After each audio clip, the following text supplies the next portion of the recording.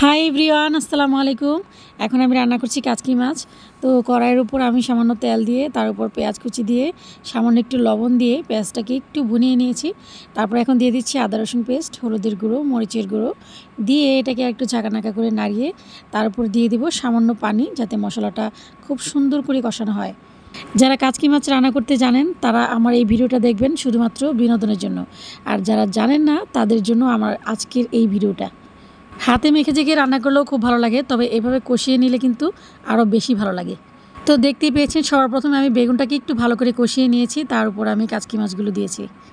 এখন দিয়ে দিচ্ছি সামান্য পানি, খুবই সামান্য দিতে হবে, যেহেতু বেগুন আমি একেবারে চিকন করে কেটেছি। যদি কাচকি মাছ দিয়ে বেগুন রান্না করতে চান তাহলে বেগুনটাকে অবশ্যই চিকন করে নিতে হবে। তো এই তো আমার রান্না হয়ে গেছে, দেখতেই পাচ্ছেন মাশাল্লাহ খুবই ইয়াম্মি দেখাচ্ছে, আর এটা খেতেও কিন্তু একেবারে দুর্দান্ত লাগে। যারা জীবনে কখনো বেগুন দিয়ে কাচকি মাছ রান্না করে খাননি তারা কিন্তু একবার হলেও এটা ট্রাই করার চেষ্টা করবেন।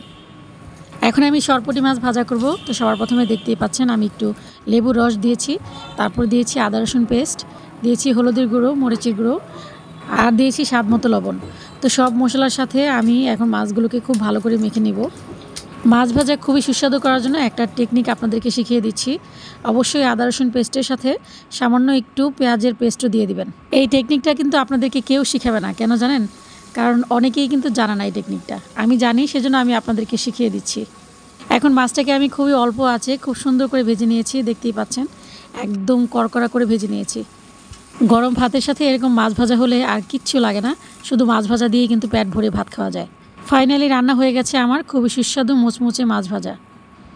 সো হাই এভরিওয়ান, এখন খেতে বসে যাচ্ছি। অনেক কিছুই তো রান্না করেছি। তো সবার প্রথমে ভাত নিয়ে নিচ্ছি। আমি যেই টাইপের তরকারি দিয়ে খাই না কেন আমার ভাত থাকতে হবে গরম আর ঝরঝরে। যেহেতু আজকে মাছ ভেজেছি তো খাওয়ার পরিমাণটা একটু বেশিই লাগবে মনে হচ্ছে। তো ভাত নেওয়া শেষ হয়ে গেছে, এখন আমি নিব পানি। একদম ঠান্ডা ঠান্ডা পানি ভরে নিচ্ছি। ঠান্ডা পানি না হলে খাওয়াটা একেবারেই যাবে না। তো এখন আমি সবার প্রথমে নিয়ে নিচ্ছি পেঁয়াজের ফালি, কারণ মাছ যেহেতু ভেজেছি আজকে পেঁয়াজ অবশ্যই লাগবে। আর লেবু আমি সবসময় খাই, এটা আমার থাকতেই হবে। এখন নিব মাছ ভাজা। মাছ ভাজার চেহারাটা একটু এবড়ো থেবড়ো দেখা যাচ্ছে, ব্যাপার না, এটা খেতে কিন্তু ভীষণ স্বাদ। আর নিয়ে নিচ্ছি আমি কাচকি মাছ, বেগুন দিয়ে কাচকি মাছ, উফ, আর সাথে বোম্বাই মরিচ, ব্যাস আর কিচ্ছুটি লাগবে না। এখন বসে যাচ্ছি খেতে। এই তো প্লেটে যা যা নেওয়ার সব কিছু নিয়ে নিয়েছি, এখন খাবো।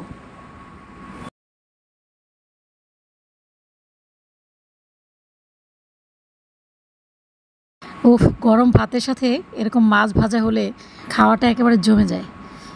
আমি কিন্তু ডান হাতেই খাচ্ছি, আবার কেউ বলবেন না যে আমি বাম হাতে খাচ্ছি। আসলে আমি সেলফি ক্যামেরা দিয়েছি তো, যার কারণে বাম হাত দেখা যাচ্ছে। বিসমিল্লাহ। মাছ ভাজা দিয়ে বোম্বাই মরিচ হলে খুব ভালো লাগে। অনেক ঝাল। বোম্বাই মরিচের ঘ্রাণটাই আমার কাছে অনেক ভালো লাগে। আমি 100% শিওর এই বোম্বাই মরিচ যদি ঝাল কম থাকতো তাহলে প্রত্যেকটা মানুষ এই মরিচটা খেত, মানে এই মরিচ খাওয়ার জন্য একেবারে পাগল হয়ে থাকতো। এটা এত স্বাদ।